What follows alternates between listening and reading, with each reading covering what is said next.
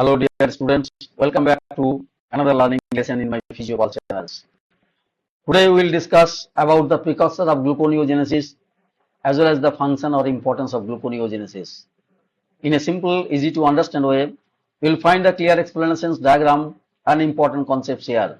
Before we begin, if you find the video is helpful for you, please like the video, share and subscribe to support the channel. Now let's understand about the precursor of gluconeogenesis as well as the significance or importance of gluconeogenesis. As you know, the precursor of gluconeogenesis, there are the four precursors actually: amino acids, lactic acids, glycerol and propionic acids. So first, if you see the amino acids, which is derived from the hydrolysis of tissues of proteins, are the major sources of glucose during the fasting. Alpha keto acids such as the oxaloacetate and alpha ketoglutarate are derived from the metabolism of glucogenic amino acids. Now, these substances can enter the citric acid cycle and form the oxaloacetate, direct precursor of phosphoenol pyruvate.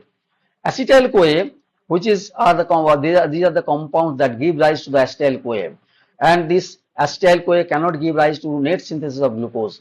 This is due to the irreversible nature of the pyruvate dehydrogenase reactions, which converts pyruvate to the acetyl-CoA, and so this is the reactions how this acetyl-CoA or these amino acids can help to form the glucose molecules. This is the glucogenic ketogenic amino acids. It is seen in here in the box. They are the tryptophan, tyrosine, phenylalanine, threonine, leucine, isoleucine. These all can be converted to form the acetyl-CoA. So acetyl-CoA can be found from this type of amino acids, and as well as the pyruvate also formed from the alanine, cysteine, glycine, serine, threonine, tryptophan. And moreover, arginine, proline, glutamine, that will lead to form the glutamic acid, and which will convert to form the alpha ketoglutarate acid, and that goes to the TC cycle. Ultimately, it will lead to form the oxaloacetate. Now, another way, threonine, methionine, valine, isoleucine, they also convert to form this oxaloacetate, and tyrosine, phenylalanine, aspartic acid also form the fumaric acid, which leads to form the oxaloacetate. So ultimately, this oxaloacetate is a specific point from where these oxaloacetate will convert to form the phosphoenol pyruvate. Then this phosphoenol pyruvate, which is reconvert to form the glucose, already we have discussed in previously. So in this way, glucogenic and ketogenic amino acids that will lead to convert to form the glucose molecules. So non-carbohydrate will convert to form the carbohydrate molecules. Now, second precursor is the lactic acid.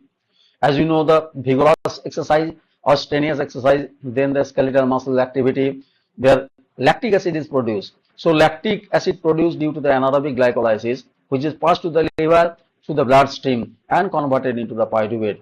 And lastly, it will lead to glucose, which reached in the muscle again through the bloodstream to provide the energy. So this is the Cori cycle, what we have learned in our previous lectures, that the glucose to pyruvate, lactate will lead to form the lactic acid to pyruvate, then glucose molecules. And third precursor is the glycerol, which is released during the hydrolysis of triglycerides or triglycerols in adipose tissue and is delivered by the blood to the liver. Glycerol is phosphorylated to form the glycerol kinase, and by glycerol kinase to form the glycerol phosphate, which is oxidized by glycerol phosphate dehydrogenase to dihydroxyacetone phosphate in the intermediate of the glycolysis. So glycerol kinase only in the liver and kidney it is found. So what we see in this figure, glycerol to form the glycerol 3-phosphate with the help of glycerol kinase enzyme in ATP acts as a cofactor. Then glycerol 3-phosphate, which will convert to form the dihydroxyacetone phosphate, and ultimately it will lead to form the glucose. So in here also we see non-carbohydrate convert to form the glucose molecule. Now lastly, propionic acids, which is the normal human physiological metabolites produced in oxidation of odd chain fatty acids.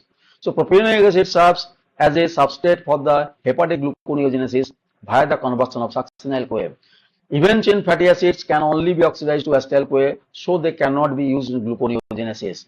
So these are these specific precursors of the gluconeogenesis, which we discuss in elaborately. Students, we already discussed the precursors of the gluconeogenesis process. Now, gluconeogenesis functions or importance of the gluconeogenesis. Actually, gluconeogenesis supplies the body with the glucose. So what happened? Glucose is the only source of energy for the nervous tissues, RBCs, skeletal muscles during the exercise. And secondly, glucose is the precursor of milk sugar, the lactose in mammary glands.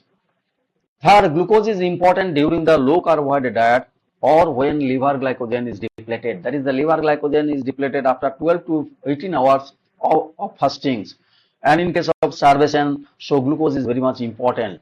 And another thing, that is gluconeogenesis clears the blood from the waste products of the other tissues as lactate produced by the muscles or RBC. So these are the importance or significance of the gluconeogenesis.